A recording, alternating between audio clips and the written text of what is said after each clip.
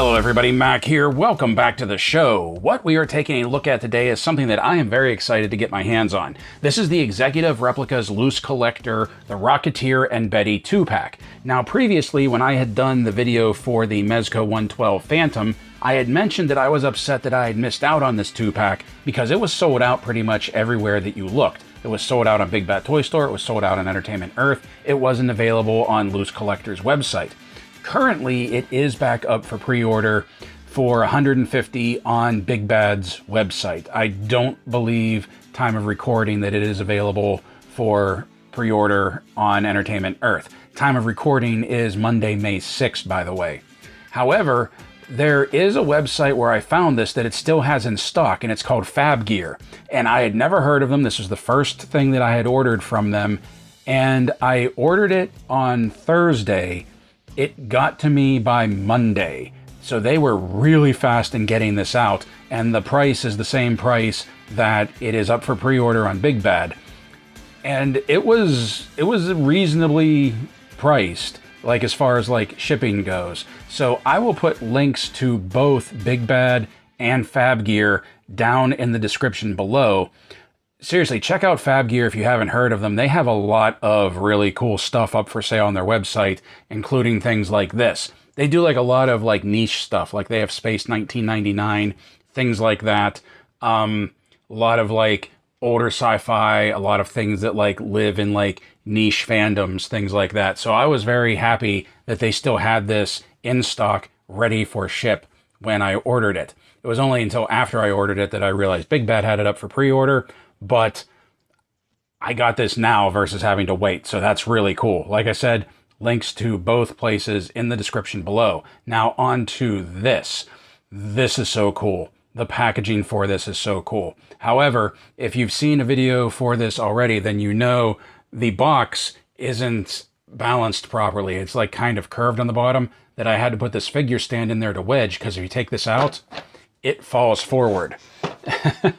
So it's not going to, see how it's kind of curved on the bottom, the flap. So it's not going to sit like this on the shelf. Although if you open up the flap, you can kind of use it as a kickstand. So up front, let's reposition this. Up front, first of all, we have the Rocketeer's helmet for our main image up top. We have the Rocketeer logo up top. On the bottom, we have the barcode. On the side, Executive Replicas, Loose Collector, the Rocketeer logo, the side view of the helmet. Over here, the Rocketeer.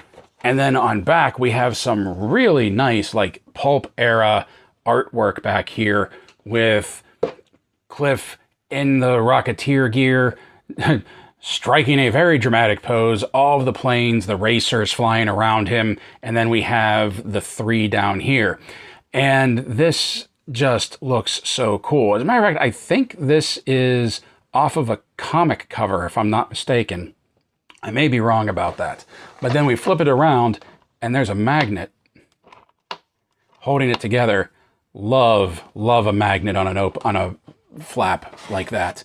And then on the inside, we have right here, we have the write-up in 1938 Los Angeles, Cliff Secord, a local racing pilot and barnstormer, discovers a rocket pack hidden by two gangsters fleeing the police. When he decides to take it for a spin, his life is turned upside down in more ways than one. Thus, the Rocketeer is born. And then we got an image of Cliff in his Rocketeer gear, and we have an image of Betty right here.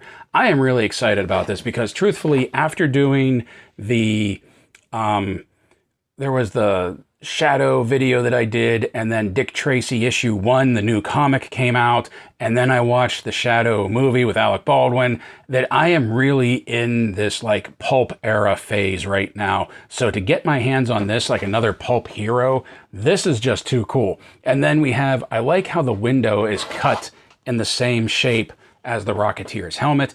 We can see Cliff and Betty, the extra head sculpt, all the hands that they come with, the rocket pack, the blast effects that also form his stand, two pistols, and Betty's hand. The only thing I'm kind of disappointed about, and this was just me, I thought this came with another Tommy gun. I was wrong. That's kind of the one thing that I was bummed about. I thought this came with a Tommy gun. I can never have too many Tommy guns, but it just comes with the two semi-auto pistols. I'm fine with that. But let's get this open. Let's balance this. Let's get this open without further ado, and let's take a look at Executive Replicas, Loose Collector, the Rocketeer, and Betty. Okay, now here they are, Cliff and Betty, both out of the box, and putting the tape measure in between them, we can see that both of them are approximately 6¼ inches to the top of their heads. Betty is that tall because of these spiked heels that they put her in, and I have to admit that she stands a lot better in these heels than I thought she was going to. Okay, kicking things off, we're going to start with Betty here, and the first thing I want to say is that I think they did a really good job with this body mold right here. This is very well suited for the era that she would have, grown up in, existed in, the 1930s, that pinup era. And and she is obviously, if you don't know the Rocketeer, she is based off of Betty Page. So I think they did a really good job with that, with the sculpting of her. And I really like the face portrait on here. I like the makeup on the eyeshadows, the lipstick, the banged cut. I forget what style hair this is. Long. I like the waves in it, the texture in it. I would have liked if they would have put a little bit of a wash in here just to make it stand out, like how sometimes Hasbro puts in like a blue wash into black hair just to make it stand out a little bit more. I think that could have gone a long way for this. But also the eyes on her, like this one is looking forward. This one I feel is kicked in just a little bit, but you really got to get close to notice that. But other than that, I think the face sculpt is very well done. I think it's a really good, really, is Betty. As far as the paint apps go, I like how they put a little bit of like blush around the joints and around some of the areas of her legs. I don't know how well it's showing up on camera, but it really helps to add like some depth, some dimension, just some reality to the figure, to the character, so that it's just not, these stark, peach colored, skin toned legs and arms. There is some coloring to them. There is some definition to them. And I do like the detailed texture they put on her tube top here, and just how sleek her shorts are. And then the purple for the belt, and then the ties up front. I even like the job that they did on her manicure right here. I think this all looks really well done. There's just a few issues that I have. Like I said, I wish that there would have been a wash in the hair, and I wish that these thigh cuts right here were a little bit tighter so that there's not as much gapping as we get. I mean, it's minimal gapping, but I feel like maybe if the pegs on the inside would have been shortened up a little, they could have tightened that, and then we would have just had a seam line and not these actual gaps going on here. So let's take a look at the articulation of Betty, that her head will do a full 360 spin, but you can see that big mane of hair. There's not much give to it. It is very solid right there, which means she doesn't look up very much, but she can really look down. And despite the hair laying on the shoulders, there is a little bit of head tilt side to side. Arms will do a full 360 spin. There's no butterfly joint in there. Arms will come up to 90. We have the bicep swivel that is hidden by the arm band over top. I don't know if you can actually call that a sleeve. Don't know. Double jointed elbows with some really good travel, and her wrists pivot, and these hands hinge in and out. We will take a look at her trigger hands once we get them on her. Let's get your arms up out of the way, Betty. That there's nothing at the waist right here. This whole section right here is one solid piece, but she does have, this ab cut right here that this will do a full 360 spin. She can really crank back. She can go forward a little bit, and she gets some really good side-to-side tilt. The legs will come forward. The legs will go back, not a whole lot, but that much. And the legs will come out to the side, just under 90. There's no drop down hip. There's no hip swivel in there, but we do have this low thigh cut right here that I like how low, despite I wishing that it was tightened up a little, I do like how low the thigh cut comes, because if you put it here, it would start to deform whenever you turn it. But you can see right here where it's at, there's not a whole lot that gets deformed when you turn. Double jointed knees with some really good travel. No boot cut, no ankle pivot, but the ankles do rock back. The ankles rock forward way much, and there is a forward facing pin for some rocker. And I know that before I have mentioned that I hate whenever they put like hero figures, hero female figures in like combat wedges or high-heeled boots. And here Betty is with a pair of almost stiletto heels, but it fits her character. It's what she would have worn as the character. It's what she would have worn for the time. And as you saw before,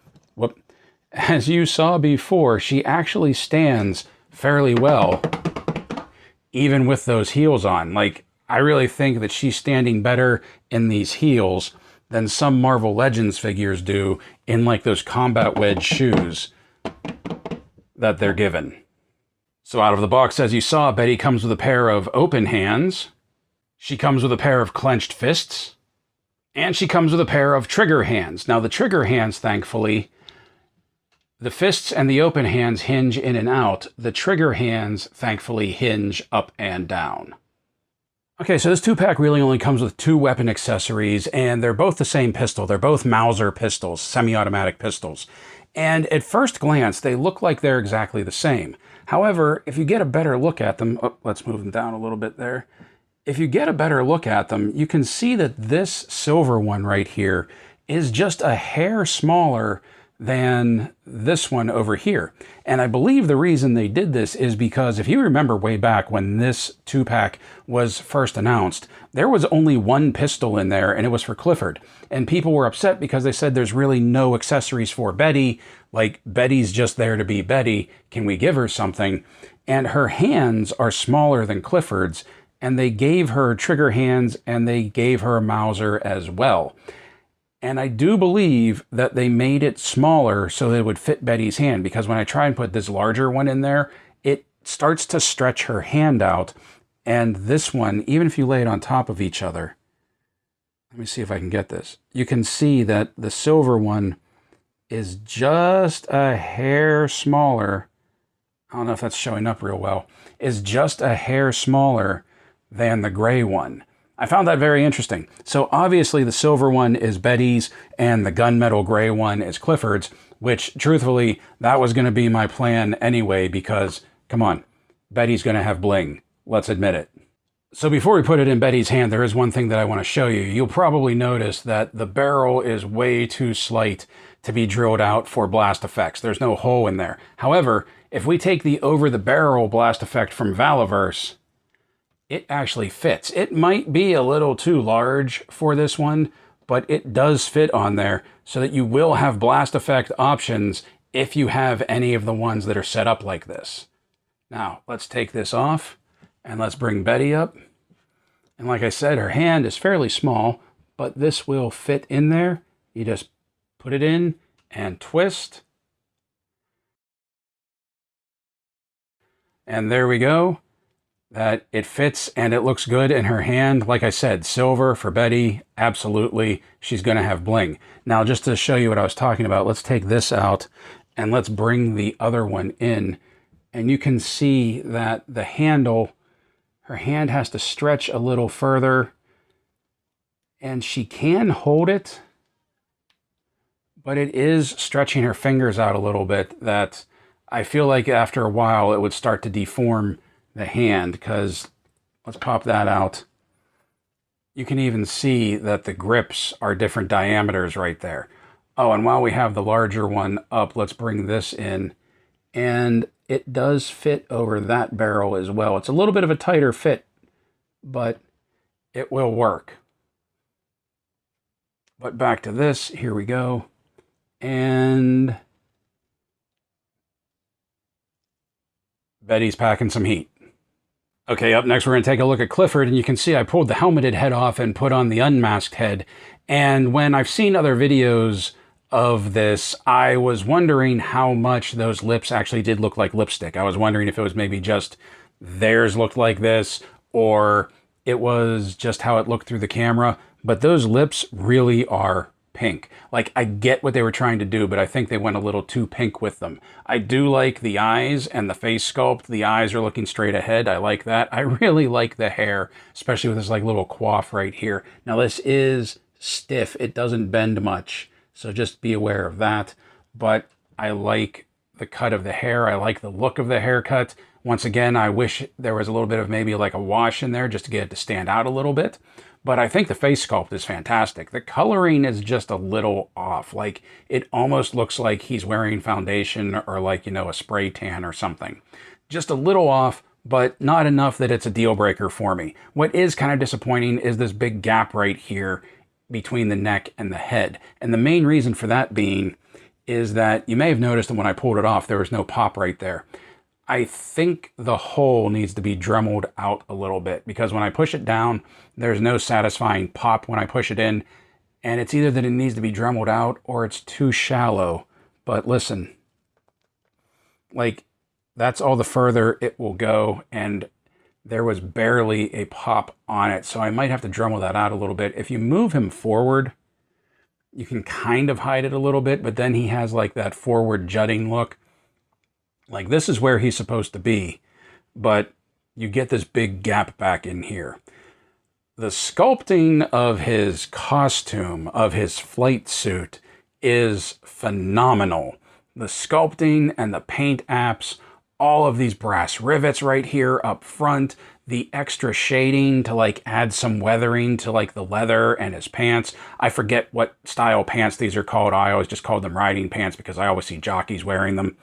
The different shade for a character that's basically just 3 shades of brown, they did a really good job of like making him pop, making it stand out, giving him some definition, all of the wrinkles in the uniform, all of the coloring in his costume to like just highlight the wear and tear on it. I think this looks really good. I really do. I think they did a fantastic job on the sculpt. For as much as I like Betty, I really love what they've done with Clifford. I mean, Clifford obviously is the one that they spent the most amount of time on, I feel, but it makes sense. He's the selling point of the set. He also has a little bit more articulation than Betty, and that's mainly because the costume helps to hide a lot of it. That his head will do a full 360 spin. You can get some tilt side to side. Now, despite my, my reservations about this big gap being right here, he can look up very well. He can look down, not so much. The arms will do a full 360 spin, no butterfly joint, but they will come up just a little bit past 90. We have a bicep swivel that, with the texturing of his flight suit, or of his leather jacket right here, they're able to hide that very well. He has double jointed elbows with some decent travel. It doesn't get as tight in there as like Marvel Legends or G.I. Joe Classified does, but that's a decent amount of travel right there. Wrists pivot. These wrists hinge in and out, and we will take a look at the trigger hands once we put those on him. Let's get his arms up out of the way. That he has 2 points of articulation in the waist. That he has the ab cut right here that allows him to do a full 360. He can crank back, but if you go too far back, you will start to see the gap. He can come forward. He has some side to side. Down here at this waist, it is just a spin. It is a full 360 spin.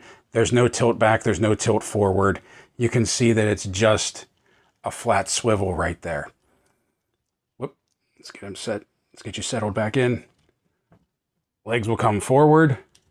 Legs go back. Not a whole lot. Legs will come up to the side under 90. We have the thigh cut. We have double jointed knees that stop right there. We have a boot cut. Ankles rock back. Ankles rock forward. And we have a forward facing pin for some rocker. And unlike Betty, Cliff does have peg holes in the feet. Betty obviously does not, because where are you going to put them? Now, I almost forgot to mention, I also like the boots, just like the sort of saddle boots that he's wearing right here. And I don't know, I just really like this old-timey look that he has. I think this looks great, like especially up here in the jacket and the metal braces on the back of his fists, where this is the controller for the jetpack that we'll take a look at. But they did a really good job, like I said, of making basically a brown character really stand out and pop, especially with like putting in little accents like the brass rivets right here, the metal plates on the back of his fists, and his harness that will hold the rocket pack on. Now, just like Betty out of the box, Clifford comes with a pair of clenched fists, but they did something very interesting with Clifford's hands that we're going to take a look at. that for every set of hands Clifford comes with, he comes with a gloved set and an ungloved set. So you saw before there were the gloved fists. Here he has his bare knuckle, his ungloved fists. He comes with a pair of open hands, both gloved and ungloved, and I like the detail that they did. Look at how you can see the leather in the gloved hand. It's not just that the gloved hands are a painted version of the ungloved hands. There's actually a different mold. There's actually different textures in there. Also, on all of the open hands, I like that they have the thumb button right there that he uses to control the speed and the flight of the rocket pack.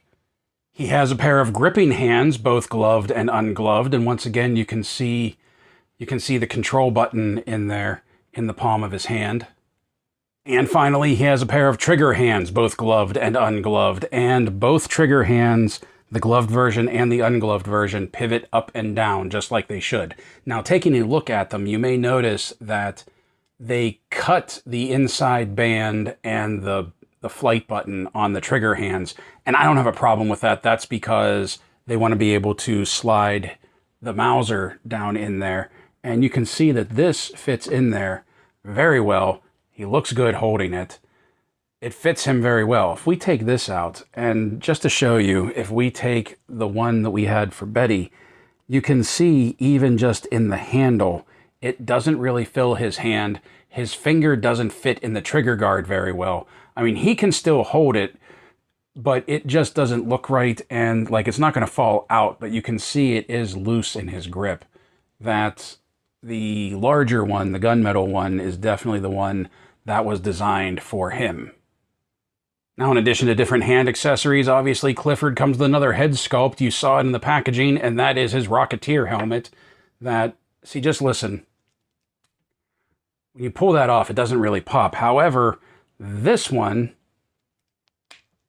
you see, you get a very solid, a very satisfying head pop with that, or a socket pop with that. Oh man, look at how the light is just reflecting in the eyes of the Rocketeer's helmet. That is just awesome.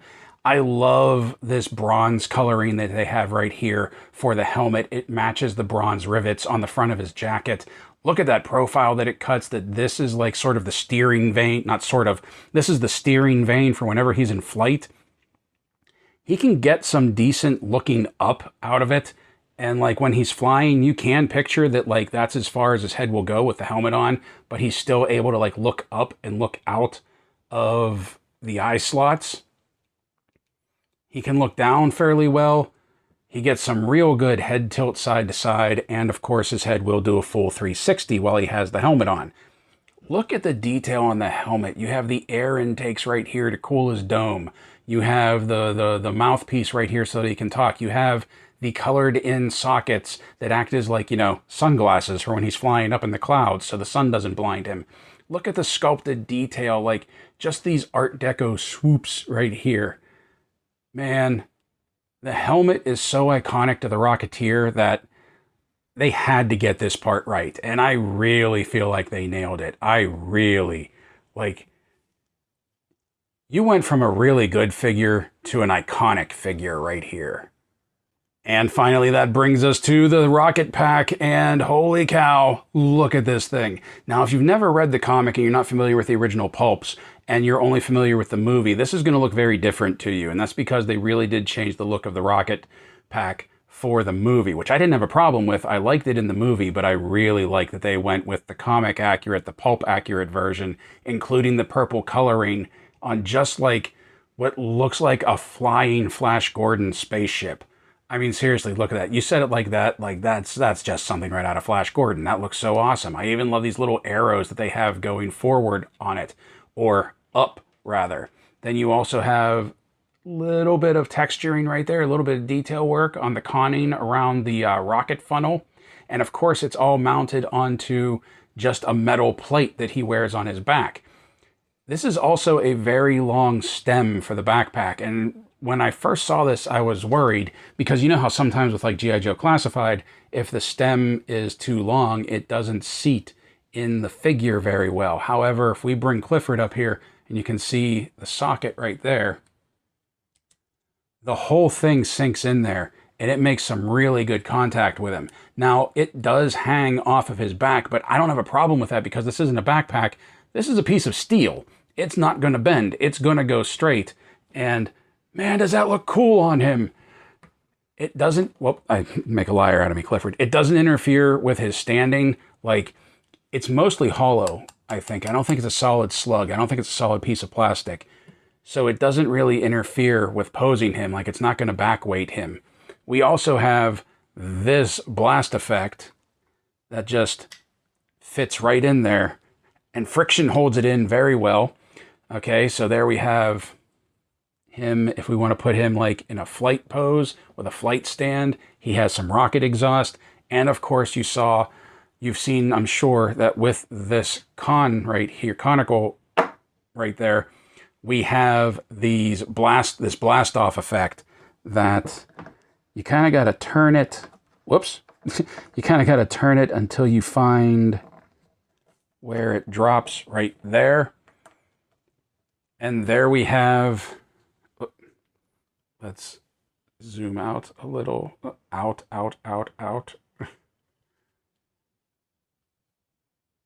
That we can use that as a built-in flight stand. And to me, this is genius. I really would have loved to have seen like the G.I. Joe jetpacks have something like this to get them off the ground. This is fantastic. The flight stand built into the blast effect. How is Loose Collector the first one to figure out to do this? It's also worth noting that the packaging that the 2-pack comes in is collector-friendly packaging, because this is actually the end of the video, and after everything that I've done, it all fits back in there very nice. So after you take them out and you play with them for a bit, you can store them back in their box, which is very cool because this is a very cool box.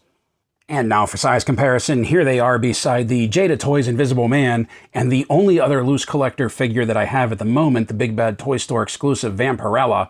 And if you look at Vampy's thighs, the cuts in her thighs right there, you can see what I mean, that these are much tighter than Betty's. I would have liked to have seen Betty's more like these right here. Here they are beside the Mezco 112, The Shadow, and Wonder Woman. Here they are beside Hasbro Marvel Legends World War II Captain America from the Rider series and Elektra. Here they are beside Hasbro G.I. Joe Classified series Clutch and the Baroness. Here they are beside Valaverse Action Force Desert Rat and Pandora. Here they are beside NECA Toys Flash Gordon and Ming the Merciless. Here they are beside Lanyard Toys City Hunter Predator and Xenomorph Drone. Here they are beside NECA Toys Warduke and Grimsword. And finally, here they are between me and Airborne. So this is a very solid set. Is it perfect? No. Is there room for improvement? Absolutely. But I think this is a very solid set for what we're getting with Betty and Clifford. Now, I know there are some people that would think that $150 is a little pricey for a 2-pack like this, and I'm not going to argue that point. I'm just going to say that, remember, Loose Collector is a smaller company with limited distribution, and as we know, the smaller the company, the less distribution they have, the higher the price goes. $75 per figure is pretty much their standard for their single figures. So the price of a 2-pack like this, I don't think is terribly outside the realm for this company. As a matter of fact, I don't think they have much distribution outside of Big Bad Toy Store. I was really surprised to find this 2-pack on Fab Gear. The few nitpicks that I have really is the thigh swivel on Betty's legs. It would be nice to close that gap to make that a little tighter in there so you didn't have those open lines on her legs. Clifford's head sculpt, I would like it if that would sit a little tighter on the ball joint, if that would sink a little lower so you would get rid of that huge gap at the back of his neck. And really just minor things like washes in the hair, maybe a little work on Clifford's skin tones, really things like that. Like most of my nitpicks with this, and that's really all they are is nitpicks, but most of my nitpicks come from the paint applications on the faces.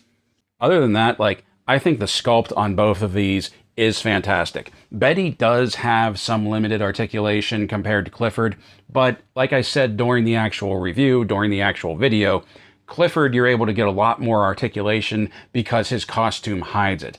Betty is basically wearing like a tube top and some skinny trunks, some biker shorts. So there's not a whole lot you can do to hide the articulation. However, I do have to say the articulation that Betty does have is very smooth. You get a lot of range of motion out of it, so I don't feel that she's limited in that respect.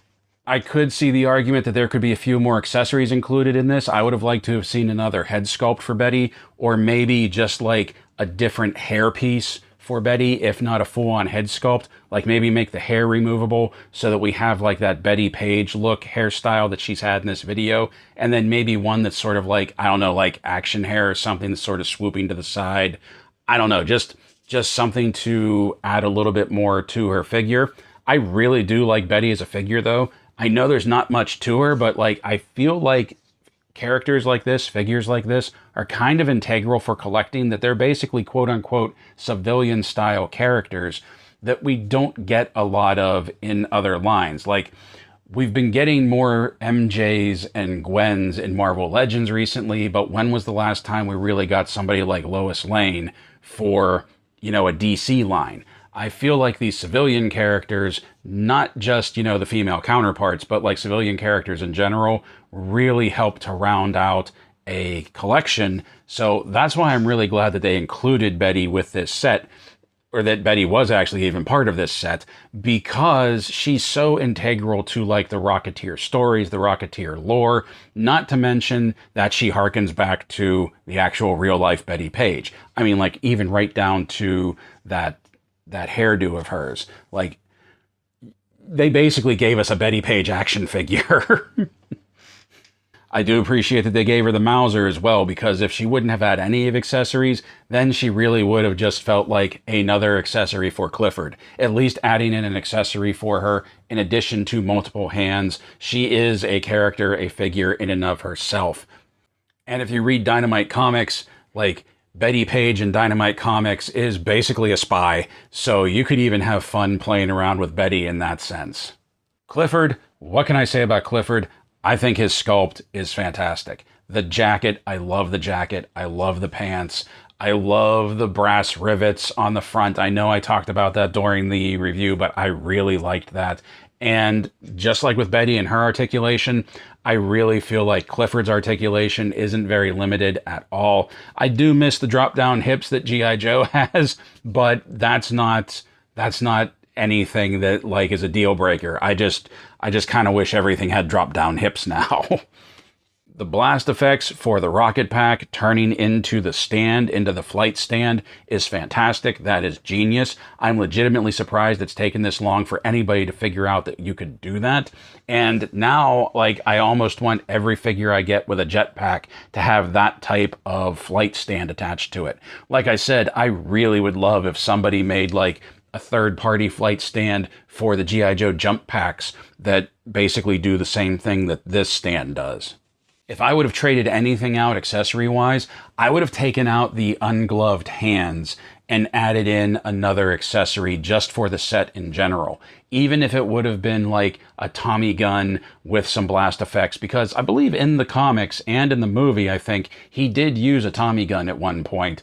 And you know me, like, I can never have enough Tommy guns. So, like, giving him a Tommy gun and then maybe some blast effects for that, I think would have been cool. I do appreciate that we have all the different hands, but if it was at the expense of other accessories to round out the set, I think I would have preferred to see other accessories. Don't get me wrong, I do think gloved and ungloved hands is really cool. That's a nice touch.